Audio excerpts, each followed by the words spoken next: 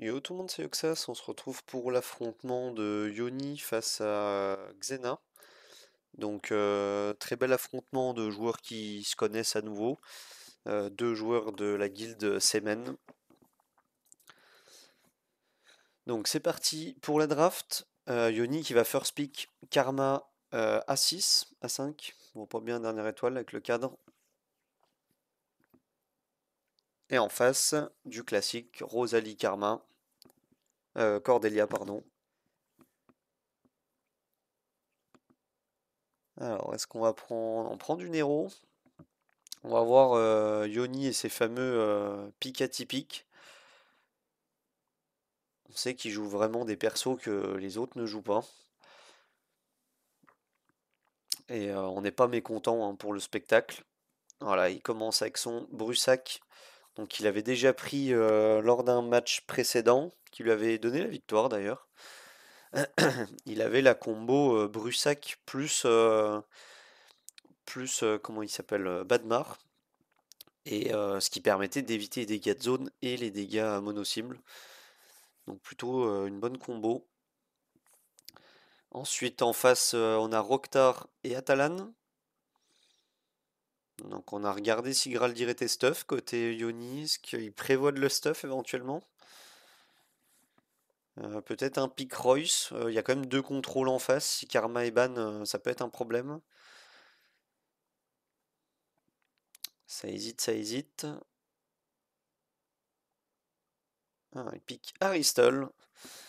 Donc voilà, un autre pick typique à Yoni, hein, qu'on ne verra peut-être pas ailleurs, mais voilà, il pique son Aristol et Banmar. Alors attention, il y a très très peu de dégâts côté Yoni. Attention à pas tomber dans le piège de l'excès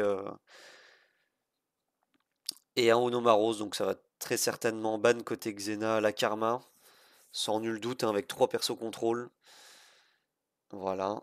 Et ça ban Atalan côté Yoni. Alors là, le problème de la compo de Yoni, c'est que en dehors de Nero, il y a très très peu de dégâts, hein, vraiment. Donc ici, bah, ça peut S3 avec, pour poser les blinds, avec le petit Roktar. Ça sera pas dérangeant. On va pouvoir S3 également Econo. Voilà, on gèle deux persos. Et on va transformer Nero, ouais, sans trop de suspense. Donc pour moi, la game est vraiment plutôt à l'avantage de Xena ici.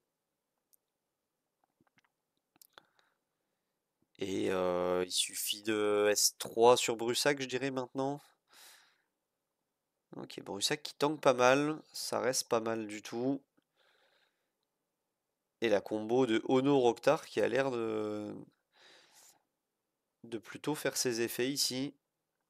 Alors, est-ce qu'on va aller S3 qui est-ce qu'on va aller S3? Peut-être la Rosalie? Non. On va break def le Roktar. Alors, est-ce que Roktar va essayer d'aller chercher éventuellement le Nero qui est sous crapaud pour récupérer un crapaud? Non. C'est pas ce qui va être décidé. Ici, donc pas de dégâts de zone, hein. On respecte le Badmar. Pas de dégâts mono parce qu'on respecte Brussac. Donc c'est un petit peu compliqué. Mais on y est. Ok, la Rosalie qui va splash. Et c'est perdu pour ce premier match. On va du coup regarder le second match. Donc c'est perdu pour Yoni, c'est gagné pour Xena. Donc second match, il y avait un first pick Yoni, si je dis pas de bêtises. Est-ce que les joueurs vont vouloir inverser pour le second match? Oui, c'est chose faite. C'est Xena qui a le first pick cette fois-ci.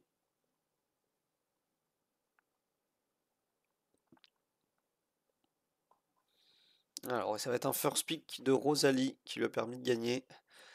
Et ça sera une Karma A5 avec une Cordelia A0, mais Cordelia quand même.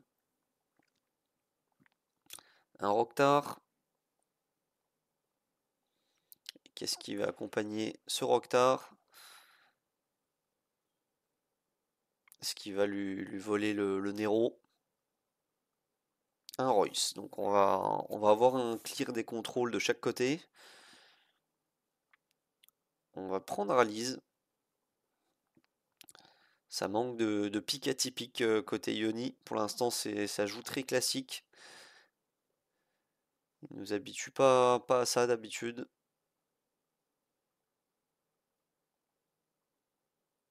Alors, ça hésite. Qu'est-ce qu'il a envie de pique? Il va prendre son héros. Oui, Naïm. Pareil, Haïm, perso qu'on voit trop peu, hein. Ça reste excellent dans ce format. Très très dur à aller chercher, notamment quand il n'y a pas de Freya. Donc on va voir s'il cherche la Freya. Oh, et Xena qui sort son Yunwu. Un des plus beaux Yunwu à ma connaissance sur le jeu. Avec un 7 malédiction et 9500 d'attaque pour 240 de DCC, quelque chose comme ça. Donc on le sait par la GVE que Xena a fait largement ses preuves avec ce Yunwu. Est-ce que ça va lui permettre de réussir même en PvP? Et ça va prendre un Aristol côté Yoni. Et on va aller ban la Rosalie apparemment de Xena.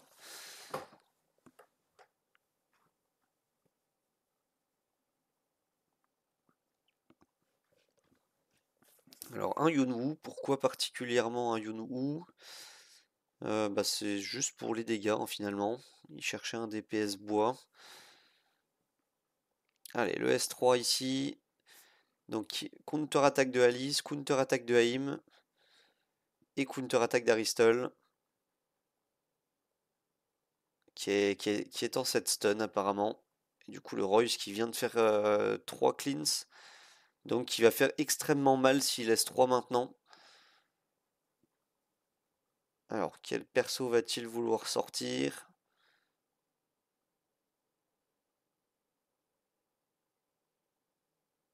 Non, il a juste tenté un S1. Alors c'est très étrange vu qu'il y a Karma aussi dans le combat. Karma qui se débarrasse du Yunwu de Xena. Qui est si connu dans la guilde. Et Aristol qui va poser donc les buffs de bloc, je crois, sur l'équipe et un buff défense sur Alice. Ah, et dommage qu'il a pas voulu S3 Xena, qu'il a pas voulu S3 Alice avant ce fameux S1 sur Aristol, qu'on n'a pas trop compris. Aïe aïe aïe. Et le S3 Haïm qui fait très mal, suivi du S3 Alice. Donc un partout. Victoire de Yoni sur ce match et on va pouvoir regarder donc le dernier match, le voici. Allez, c'est parti pour le dernier match.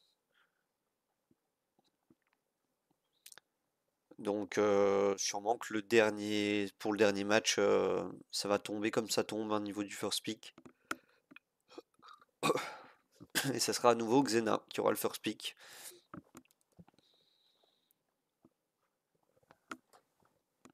Donc Yoni qui a joué un peu moins typique sur ce match 2, mais ça lui a permis de gagner. Donc comme quoi parfois la surprise fait gagner. Bon, il a tout de même sorti un Aristol qui change un peu de la normale. Et en face, ça part donc sur Karma Atalan, alors que Yoni avait pick Cordé Rosalie. Donc est-ce que Yoni va rester dans du perso plus ou moins classique? Un Badmar côté Xena. Donc ça a peur des dégâts de zone. Pour l'instant, je comprends pas trop pourquoi. Que deux persos mono-cibles ici.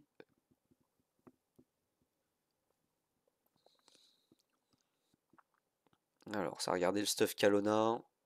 Est-ce qu'il va pick Kalona? Non, ça va prendre Sylvari.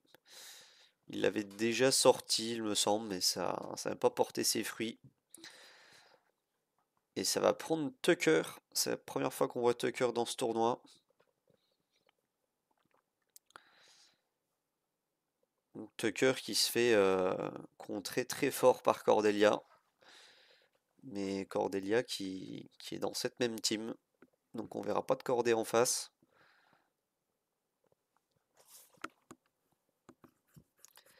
Donc il parie plutôt sur une team tanky ici.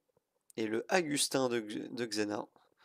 Très bien joué comme pick, comme counter pick à Tucker. Ça peut vraiment clear l'équipe adverse si Agustin arrive à taper sur Tucker. C'est du coup probablement un ban Agustin. Et il n'y a pas de dégâts côté Xena hein, si on ban Agustin. Et un Graldir. Ah, c'est des belles drafts qui font plaisir ça. On change un peu des sentiers battus ici. Un Graldir qui peut être pas mal, mais il y a quand même un Banmar en face. Donc attention, Graldir il fait beaucoup d'AOE. Où ça va sécure, ça va partir sur un Royce. C'est un peu plus safe effectivement. Et on banne le Agustin. Fallait y penser, hein, sortir le Agustin contre du light. Il y a pensé Xena, mais malheureusement, il sera ban.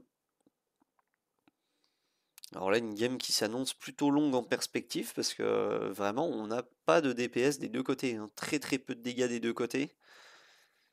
A priori, il y a peut-être plus de soins côté Yoni via cette Sylvari.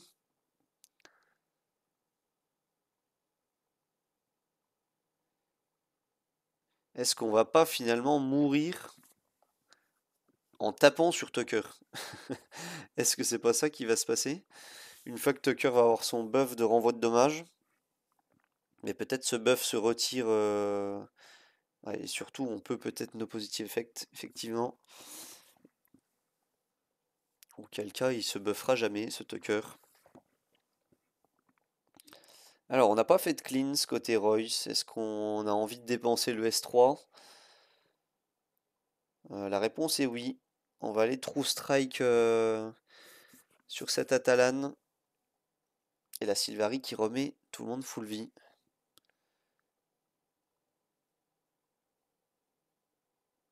Alors, est-ce qu'on va aller chercher peut-être Sylvari justement pour bloquer les soins de l'équipe adverse?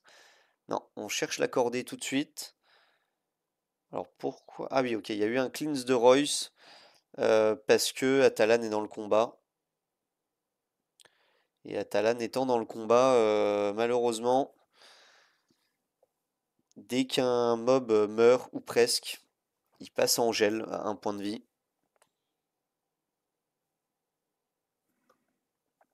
Ah, la Sylvari qui est très très bien draft hein, côté Yoni. On a du coup une Atalan qui ne peut rien faire face à ce Tucker.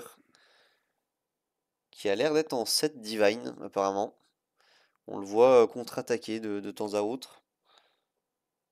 Est-ce qu'on silencerait pas le Banmar pour... Bah non, on peut pas parce qu'il y a Karma du coup. Donc on est obligé de taper sur Karma. Ouais, aïe aïe aïe. Attention à ça, Yoni.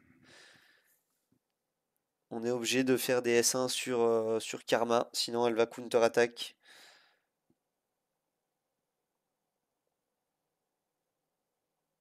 Alors pourquoi on veut chercher cette Atalan côté Yoni, je ne comprends pas trop. Oh! L'énormissime renvoi de dommages. Atalan n'était pas dangereuse tant qu'on avait Sylvari dans l'équipe. Oh là là, ça renvoie tellement de dommages. 17 000 de renvoi de dommages, c'est très très impressionnant.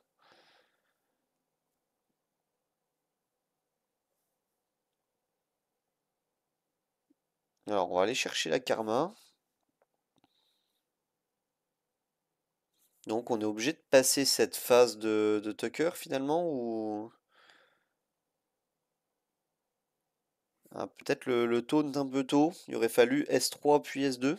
Je crois que c'est le S3 qui met le renvoi de dommages. Aïe aïe aïe aïe aïe. On l'avait call hein, que la game serait longue. Et on ne parvient pas à tomber ce Tucker. Hein. Très très bien draft de la part de Yoni. Donc GG à Xena aussi qui n'a pas démérité. Donc Yoni qui continue dans le loser bracket et qui sort du coup Xena dans ce tournoi 2-1. Donc merci d'avoir regardé ce match. On se retrouve pour un prochain match dans le tournoi. Et je vous souhaite bon jeu et à plus.